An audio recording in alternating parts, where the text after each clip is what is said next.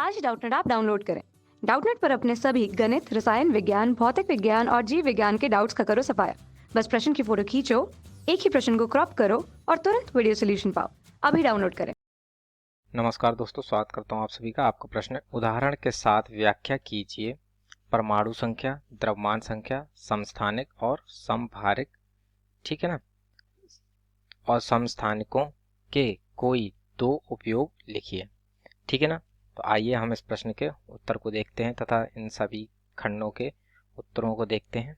ठीक, तो पहला है हमारा परमाणु संख्या, ठीक है, परमाणु संख्या, ठीक है ना। यह इस प्रकार से परिभाषित है, किसी तत्व के, ठीक है ना, तत्व के नाभिक में उपस्थित प्रोटॉनों की संख्या, नाभिक में उपस्थित प्रोटॉनों की संख्या, प्रोटॉनों की संख्या परमाणु संख्या कहलाती है, परमाणु संख्या कहलाती है, ठीक है ना, कहलाती है। तो इसे हम जेड से प्रदर्शित करते हैं। तो जेड बराबर होता हमारा प्रोटॉनों की संख्या के, अर्थात पी के, ठीक है ना। तो इस प्रकार से यह हमारा परमाणु क्रमांक जो है वह परिभाषित होता है। ठीक, तो अगर हम उदाहरण के लिए देखें तो उदाहरण के लिए देख लेते हैं हम, जो हाइड्रोजन का ले लेते हैं हम। ठीक, तो जो हाइड्रोजन होता है, ठीक, तो इसका जो परमाणु क्रमांक होता है हाइड्रोजन, ठीक है ना, इसका परमाणु क्रमांक हमारा 1 होता है। ठीक, परमाणु क्रमांक 1 है, ठीक है, 1 है, तथा जो इसमें जो प्रोटॉनों की संख्या होती है वह भी हमारी 1 ही होती है, प्रोटॉन की संख्या भी हमारी 1 ही है, ठीक है ना। तो इस प्रकार से ये हमारा परमाणु संख्या पूर्ण होता है। अब देख, दूसरा है द्रव्यमान संख्या, ठीक है ना, द्रव्यमान संख्या। ठीक, तो किसी तत्व के नाभिक में उपस्थित, किसी तत्व के नाभिक में उपस्थित, ठीक है ना, उपस्थित प्रोटॉनों, ठीक, प्रोटॉनों तथा न्यूट्रॉनों की संख्या के योग को, ठीक है ना, कुल जितने भी हमारे प्रोटॉन है तथा न्यूट्रॉन है उनकी संख्याएं जो होती हैं उनके योग को द्रव्यमान संख्या कहते हैं, ठीक है ना, द्रव्यमान संख्या कहते हैं, ठीक है। तो इसको हम ए के द्वारा प्रदर्शित करते हैं। तो ए क्या होता है, ए बराबर होता है हमारा प्रोटॉनों की संख्या प्लस न्यूट्रॉनों की संख्या, ठीक है। तो ये हमारा संबंध होता है परमाणु द्रव्यमान के लिए। ठीक, तो उसके लिए अब हम उदाहरण देख लेते हैं एक। ठीक, तो उदाहरण जैसे हम देख लें, तो उदाहरण के लिए हम देख लेते हैं अपना कार्बन के लिए, ठीक है। तो जो हमारा कार्बन होता है, ठीक, हम ले लेते हैं कार्बन परमाणु। ठीक, तो कार्बन परमाणु जो होता है उसका परमाणु क्रमांक हमारा 6 होता है, अर्थात इसमें हमारे प्रोटॉन कितने हो गए, प्रोटॉन बराबर हमारे 6 हो गए। ठीक, तो तथा इसमें जो हमारे न्यूट्रॉन होते हैं वह भी हमारे 6 होते हैं, ठीक है ना, ठीक है ना। तो अतः इसका जो हमारा परमाणु भार होगा वो परमाणु भार बराबर होता है हमारा 12, ठीक है। तो जैसे कि हमने ऊपर परिभाषा में देखा था कि ये 12 जो परमाणु भार है वो, ठीक है, वह हमारे किसके, प्रोटॉन तथा न्यूट्रॉन संख्या के बराबर होगा। तो जैसा कि हम देख सकते हैं प्रोटॉन 6 हैं तथा न्यूट्रॉन 6 हैं, जब इन दोनों को हम जोड़ेंगे, ठीक है, तो हमारा कितना आएगा, 6 + 6 अर्थात 12 ही आएगा। ठीक, तो इस प्रकार से ये हमारे द्रव्यमान संख्या की परिभाषा पूर्ण होती है। ठीक, तीसरा हमें दिया था समस्थानिक, ठीक, समस्थानिक। तो समस्थानिक की परिभाषा देख लेते हैं। ऐसे तत्व जिनके परमाणु क्रमांक समान होते हैं, परमाणु क्रमांक समान परंतु परमाणु भार भिन्न होते हैं, परमाणु भार भिन्न होते हैं। ठीक है ना, परमाणु भार भिन्न होते हैं, समस्थानिक कहलाते हैं, समस्थानिक कहलाते हैं।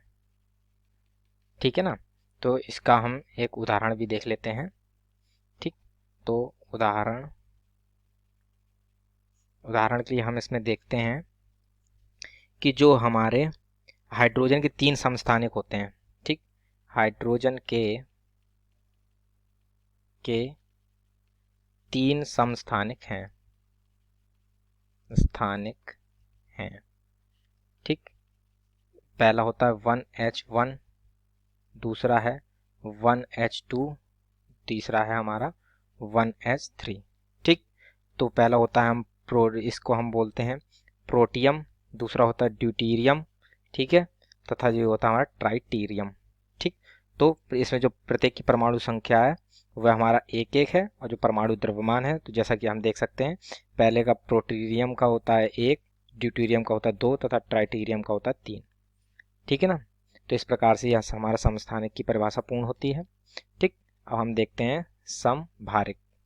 ठीक है ना, समभारिक, तो आइए इसकी भी हम परिभाषा देख लेते हैं।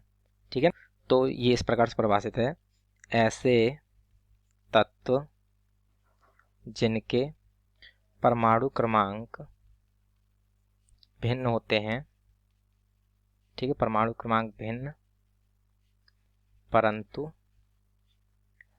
परमाणु भार, ठीक है ना, परमाणु भार समान होते हैं।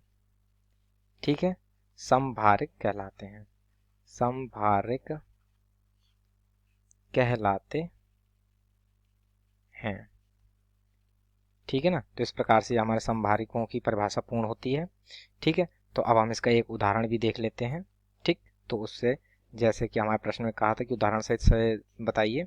ठीक, तो जो समभारिकों का उदाहरण है कैल्शियम तथा आर्गन है। ठीक है, कैल्शियम तथा आर्गन। ठीक है ना, तो कैल्शियम का जो हमारा परमाणु क्रमांक होता है वह 20 होता है तथा आर्गन का 18 होता है, परंतु इन दोनों के ही हमारे परमाणु भार होते हैं वो 40-40 होते हैं। ठीक है ना, तो इस प्रकार से हम देख सकते हैं कि इनके परमाणु भार समान है लेकिन परमाणु क्रमांक भिन्न भिन्न है, अतः ये हमारे समभारिक के उदाहरण होते हैं। ठीक है, अब हमसे प्रश्न में जो अंतिम भाग में हमसे पूछा था कि समस्थानिकों के 2 उपयोग लिखो। ठीक, तो वो भी लिख लेते हैं हम, समस्थानिकों के 2 उपयोग। ठीक है ना, तो इसके साथ साथ हमारे प्रश्न का उत्तर पूर्ण हो जाएगा। ठीक, तो जो पहला इनका उपयोग है वह हमारा है कि कैंसर के उपचार में कोबाल्ट के समस्थानिक का प्रयोग होता है। कैंसर के उपचार में कोबाल्ट के समस्थानिक का प्रयोग होता है। ठीक है ना, तथा जो दूसरा इसका उपयोग है वो भी देख लेते हैं एक और। ठीक, तो जो यूरेनियम के एक समस्थानिक का उपयोग परमाणु भट्टी में ईंधन के रूप में करते हैं। यूरेनियम के एक समस्थानिक का प्रयोग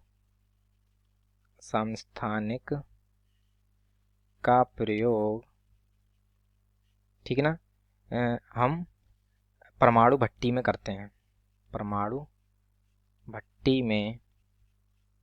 ठीक है, परमाणु भट्टी में ईंधन के रूप में करते हैं, ईंधन। ठीक है, ईंधन के रूप में करते हैं। ठीक है ना, तो इस प्रकार से हमारे प्रश्न का उत्तर पूर्ण होता है। आशा करता हूँ आप सभी को उत्तर समझ में आया होगा। धन्यवाद। कक्षा 6ठी से 12वीं से लेकर नीट, IIT, JEE वो एडवांस के लेवल तक 1 करोड़ से ज्यादा छात्रों का भरोसा। आज ही डाउनलोड करें डाउटनेट ऐप या व्हाट्सएप करें अपने सारे डाउट्स 8400 400 400 पर।